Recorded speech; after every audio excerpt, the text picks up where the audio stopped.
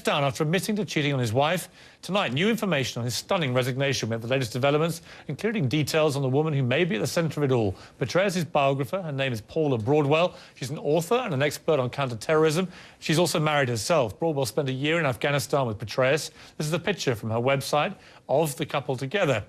Right now, the FBI is investigating a tip that she is the other woman. CNN can only confirm at this stage that she is the woman named in that FBI tip. As for Petraeus, he's not acknowledged yet an affair directly with her, but Petraeus sent out a letter today to his staff. It says, yesterday afternoon, I went to the White House and asked the president to be allowed, for personal reasons, to resign from my position as director of the CIA. After being married for 38 years, I showed extremely poor judgment by engaging in an extramarital affair. Such behaviour is unacceptable, both as a husband and as a leader of an organisation such as ours. This afternoon, the president graciously accepted my resignation.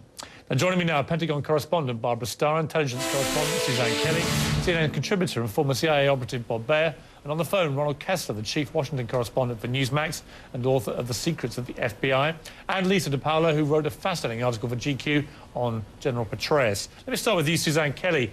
This is a massive blow to everybody, really, the White House, to General Petraeus, obviously himself, to his wife, and to the country. The country has lost one of his great military men in scandalous circumstances. You know, Piers, you're absolutely right. And to say it was a shockwave that hit Washington today, I think might even be an understatement. I mean, there were two shockwaves, really. The first was that he admitted having an affair. This is someone with a stellar reputation in Washington, very well respected, war hero in many ways, who was appointed by President Obama just a little over a year ago to head the CIA. Now to hear that he comes out in his own words, as you just read, and admits to having an extramarital affair was one shock. The second shock, that he's stepping down from his job over something like that. I mean, let's be real. You know, this is Washington. This stuff happens a lot more than it should. But it doesn't always bring people's careers down. So it does make you wonder whether there's going to be more information that comes out in the next few days that may cast some light as to why something like this would lead to his resignation. Let me turn to Barbara Starr. Barbara, you knew General Petraeus and his wife, Holly. You've known them a long time. It's obviously a huge shock to everyone that knows them by the sound of it. But there's also a lot of conspiracy theories tonight, not least of which that in some way this is some kind of smokescreen for the Benghazi Congress hearings next week, in which General Petraeus was due to appear. Is there any credence to any of that at this stage, do you think? Well, you know, right now, I don't think that there is. You're right, though, Piers. There had been a lot of rumor that he was going to be pitched over the side, if you will, as the fall man for the Benghazi situation, and whether the CIA acknowledged the intelligence it had. I think it's unlikely that that is really what's going on here. Petraeus is a very proud man. He has a family at stake here, a wife of 37 years, 38 years. He would not put that at risk for something like this. I mean, I think it was really worth noting his wife is a military wife who for 37 years ran the family, held the family together while he continued to deploy overseas, especially the last decade. So he owes a lot to Mrs. Holly Petraeus. She's really been the stalwart of that family. I don't think he would risk the Benghazi situation and risk his family over that. Let me turn now to Ronald Kessler. Mr. Kessler, you have lots of good FBI contacts, and you've posted tonight a story about this, which contains some fascinating detail. We've been unable to corroborate it, but give me, in broad brushstrokes, what you believe to be the circumstances behind what has happened to David Petraeus. Well, what happened is that last spring, the fact that he was communicating with this woman on his military email account was uncovered by the FBI because of a general filtering system of government emails, which uncovered a reference to something going on under a desk. Well, it actually meant he was having sex with her under the desk, but the FBI thought it might refer to corruption. In other words, doing something under the table. And that's how this investigation started.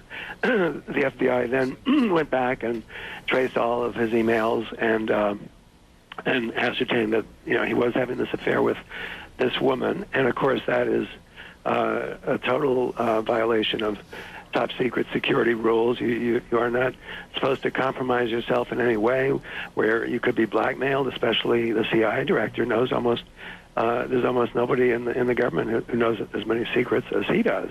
And people are routinely fired for putting themselves in this position when they have a top secret security clearance.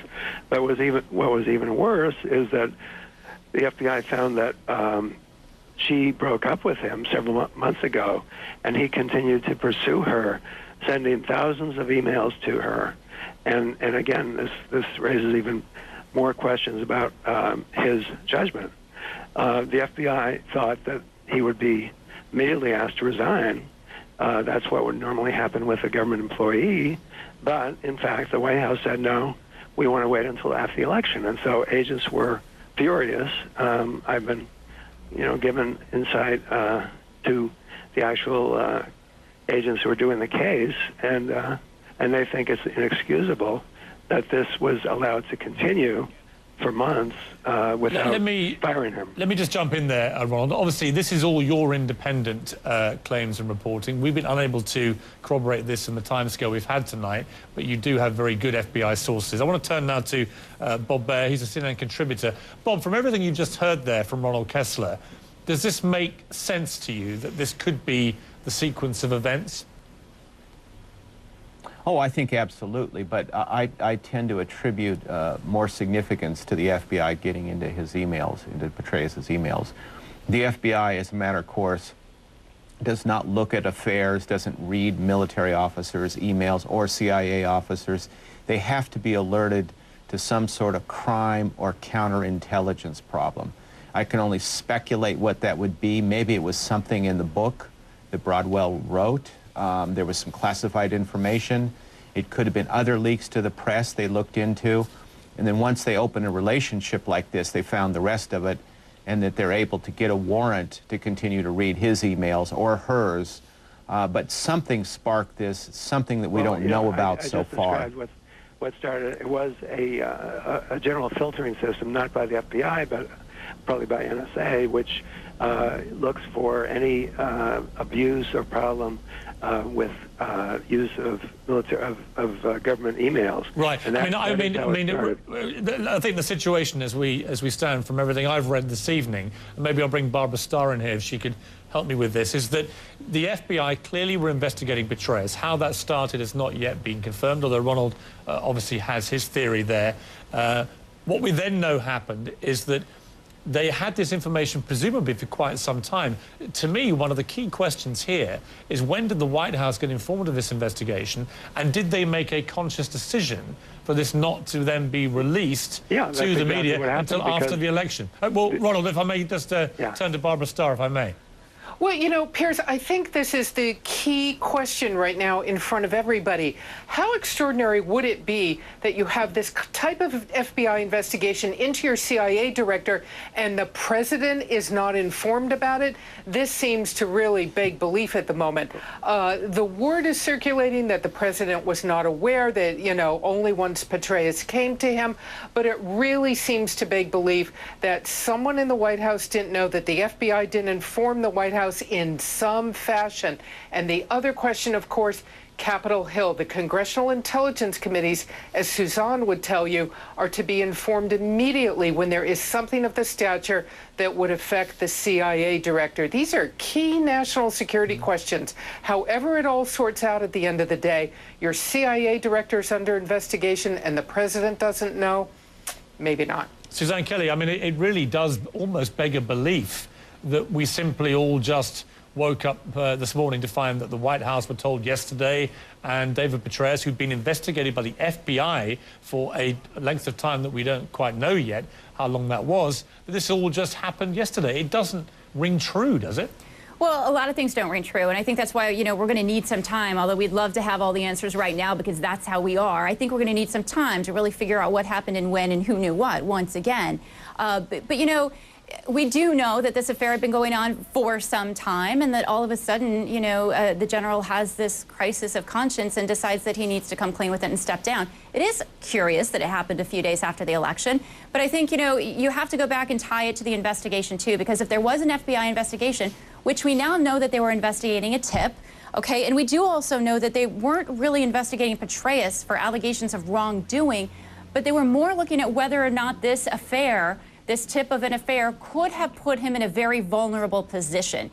That's how spy networks work in Washington. They find people who have access to classified information. They try to exploit them in any way they can, sometimes with women. So, you know, we still don't know for sure, Piers, we here at CNN, who the woman was who he had the affair with. I want to just reiterate that one more time. There's lots of other reporters getting different tips. We haven't gone on the record with that yet.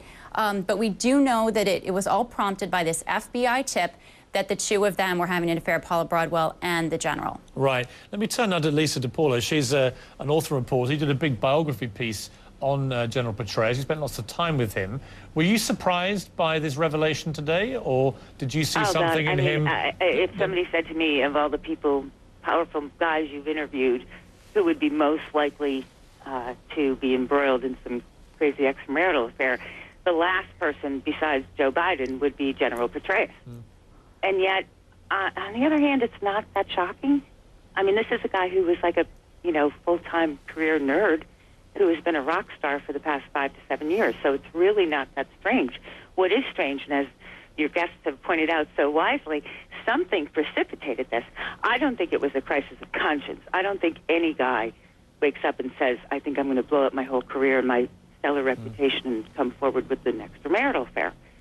Yeah, I mean, I met General Petraeus actually at the White House Correspondents' Dinner at a party afterwards and had quite a long chat with him. It seemed to me an extremely dignified, very smart, very charming man, but certainly almost the last person you would think. But then it often is. Let me again go back to Barbara Starr here. Barbara, what are the repercussions politically now here? Because it seems to me this is a bit of a tinderbox. This is one of the highest-ranking military or intelligence people in the American military intelligence I can ever remember that has been brought down by a sex scandal.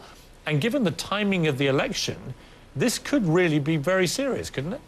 Well, we're starting to ask the question, what were all the secrets that were being kept in Washington in the days before the election? Who knew about General Petraeus? Who knew that the Iranians had shot at a drone? What other sort of national security secrets were being kept locked up until the election was over? This will have implications.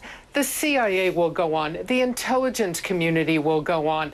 But there will be some scarring about this. Even here at the Pentagon, the 4-star General Officer Corps reeling from this. This man was idolized and yet also looked at a bit askance for his personality by the military. He was someone who was known to think very highly of himself, and that caused him some problems.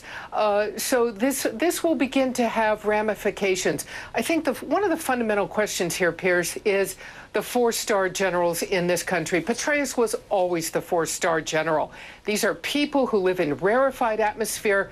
They are coddled. They have cadres of aides around them. They lead a very sheltered existence. He continued to lead that existence at the CIA, perhaps leading to some fundamental questions. We've seen a lot of these scandals. Let me just jump in there, Bob. We're going to take a short break. I want to come back. Keep everybody where you are, please. It's a fascinating story. It's breaking with more and more details by the moment. Let's come back after the break and continue to talk about it. CNN, meanwhile, has reached out to both General Petraeus